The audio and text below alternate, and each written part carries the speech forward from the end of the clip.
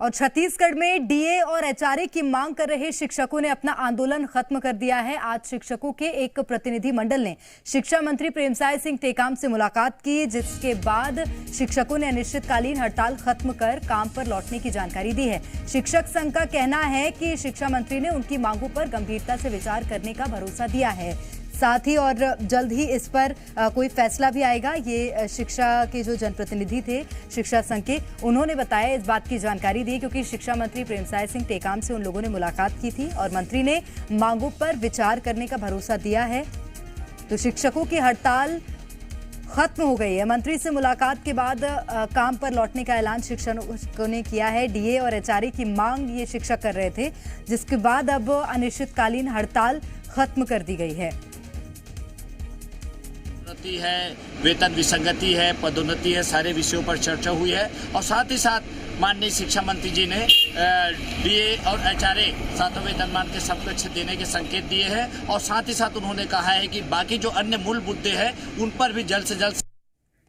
और ज्यादा जानकारी लेंगे सत्यप्रकाश, हमारे संवाददाता हमारे साथ लगातार बने हुए हैं। सत्यप्रकाश, अब जो शिक्षकों ने हड़ताल की थी वो खत्म करने का फैसला ले लिया है। क्या बातचीत हुई थी ऐसी मुलाकात में जिसके बाद खुश और संतुष्ट नजर आए शिक्षक? बिल्कुल, देखिए, शालेय शिक्षक संघ की ओर से एक बड़ा फैसला लिया गया है, क्योंकि बड़ी तादाद में जो शिक्षक हैं वो इस संघ से जुड़े हुए हैं और लगातार आंदोलनरत थे, धरने पे थे। लेकिन इसके बाद कहीं ना कहीं उन्होंने आज शिक्षा मंत्री से मुलाकात की है और विशेष तौर पे जो मांग थी, बाकी भी कर्मचारियों की जो मांग है, क्योंकि जो सरकारी कर्मचारी हैं प्रदेश के, उन्होंने 22 अगस्त से फिर से अनिश्चितकालीन हड़ताल का ऐलान किया है।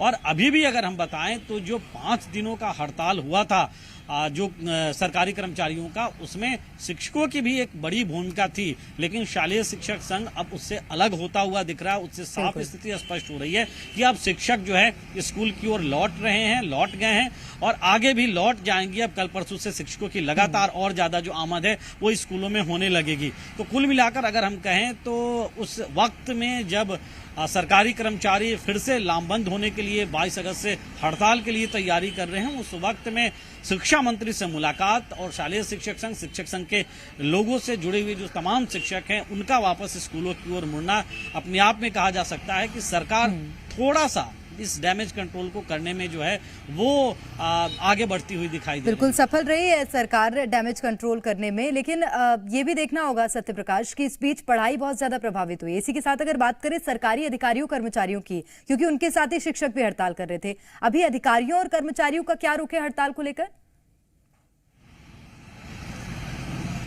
देखिए, उन्होंने अपना रुख बिल्कुल स्पष्ट कर दिया है, क्योंकि जो आदेश की प्रतियां थी जिसमें इस बात का जिक्र था, नियमों की बात कही गई थी, जिसके जरिए उस दौरान की जिस दौरान ये हड़ताल पे थे वेतन कटौती की बात थी, उसकी प्रतियां भी उन्होंने जलाई थी। उसके बाद ये जो है उनका फैसला है कि 22 अगस्त से वो अनिश्चितकालीन हड़ताल पे जाएंगे और अब तक अपने फैसले पे वो अड़ी गए। हालांकि ये जरूर है कि आज मुख्यमंत्री भूपेश बघेल ने जिस तरह से कहा कि संवाद मतलब बातचीत का रास्ता जो है वो खुला हुआ है, हो सकता है आने वाले दिनों में बातचीत की कोई पहल या तो सरकार स्तर पे या कर्मचारी फेडरेशन के स्तर, अधिकारी फेडरेशन के स्तर पे कोई हो और शायद कोई सुलह निकले। लेकिन फिलहाल वो 22 अगस्त से अनिश्चितकालीन हड़ताल पे जाने के लिए तैयार बैठे हैं। बिल्कुल तैयार बैठे हैं। और इस बीच सत्यप्रकाश, जो शिक्षकों की मुलाकात हुई है, इसके बाद सरकार का क्या रुख है? मंत्री की ओर से कोई विशेष बयान, विशेष बात सामने आई है क्या?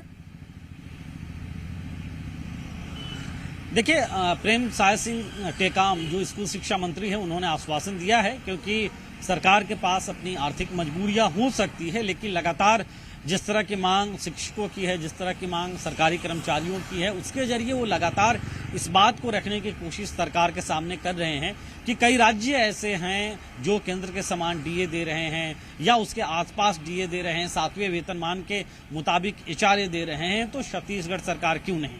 और इसीलिए छत्तीसगढ़ सरकार के सामने वो अपनी बातें रख रहे हैं। अब सरकार की ओर से जो कर्मचारी अधिकारी फेडरेशन है उनकी ओर से किस तरह का संवाद आने वाले वक्त में होता है और क्या कुछ हल क्या निकलता रुख होता है ये देखना सरकारी होगा, अधिकारी क्योंकि अगर- कर्मचारियों का, ये भी देखने वाली बात होगी। और सरकार का क्या कहना है, क्या स्टैंड है, ये भी आने वाला वक्त ही बताएगा। बहुत शुक्रिया सत्य प्रकाश आपका तमाम जानकारी के लिए। खबरों में बने रहने के लिए आप हमारे फेसबुक, ट्विटर और इंस्टाग्राम पेज को फॉलो कर सकते हैं। लेटेस्ट अपडेट के लिए आप हमारे यूट्यूब पेज को सब्सक्राइब भी कर सकते हैं और हाँ, बेल आइकन पर क्लिक करना न भूलें।